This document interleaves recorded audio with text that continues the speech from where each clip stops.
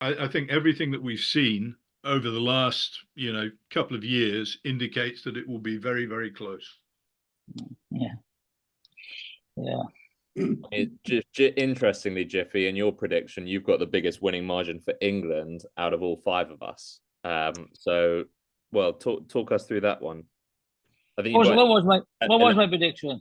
32-21 to England. Yeah, there we are. I just feel, like I said, I think we are where we are, and the problem that I have is that I think that the other sides will look at the first half performance and they will then gear up to know what to do with Wales.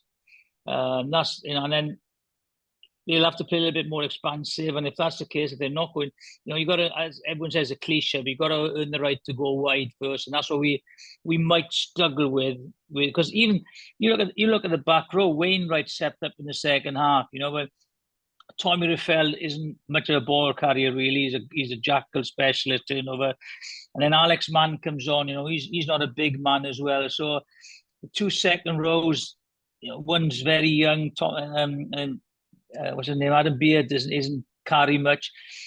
So they'll have to have real good decoy runners, run the arm, maybe hit the, look for contact, hit the deck and have a quick clear rucks and knock it into a real stand-up struggle fight. So, and that's what I think. Going to Twickenham is always tough. It's always tough. And if you look at this, the other fixtures are falling. Italy way, maybe didn't, that great, but England not going to lose in Rome.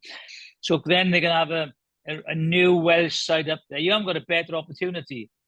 So if they tactically get it right and they, keep taking over, it could be a good day for England. If it's an open, expansive game and we come tactically and we have parity, then on the second half performance, who knows what we're capable of. So, it's an exciting prospect, but I just think realistically, England should win by, 10, 12 points maybe. And just to follow up on that, we had a question for you again from Pox on Twitter, or X as it's now known. Where will England and Wales respectively look to target this weekend? Well, hopefully they'll play baseball, and and it'll be an open game. But I do feel that they will target the Welsh front five, and they'll close and they'll keep it tight, and slowly keep the scoreboard ticking over, play a territorial game, and then hopefully get a grinded result out. With Wales, again, the second half, a few tip-offs, shorten the line out, get forwards running into midfield, but they have to have the confidence to carry the ball. That's what Wales have to do. They have to move the big English pack around the field and be clever while doing it, not running one up into two English players and getting smashed back. That's only going to make the Twickenham fans give roar and get behind them, and then it's a long afternoon then. England won't play fast and loose with George Ford at 10, will they? The thing is with George, right? I think if they get on the front foot, he's dangerous because he takes the ball to the line. He's a great distributor. If it's slow, well, it's very difficult for him to, create anything. So it all, again, as we all know, it all comes down to the front five.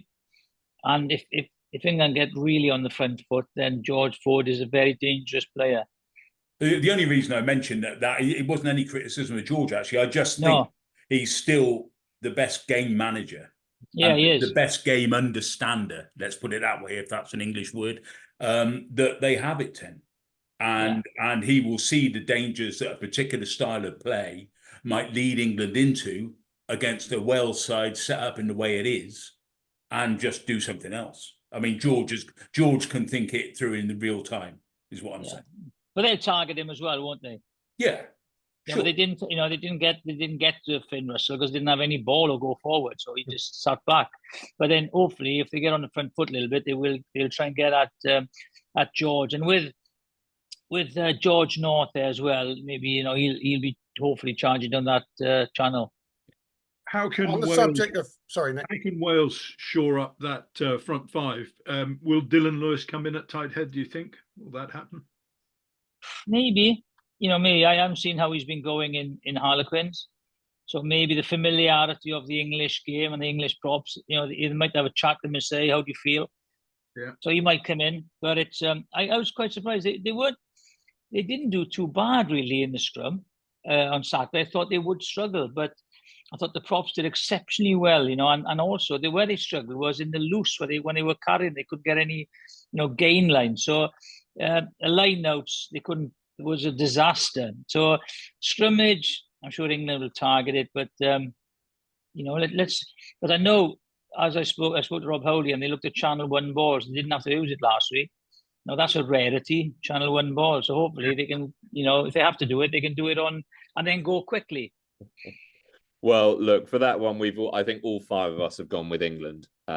Most of us for England by less than a score. So judging by our predictions last week, Wales will win. Wales by 20. So we can look forward to that.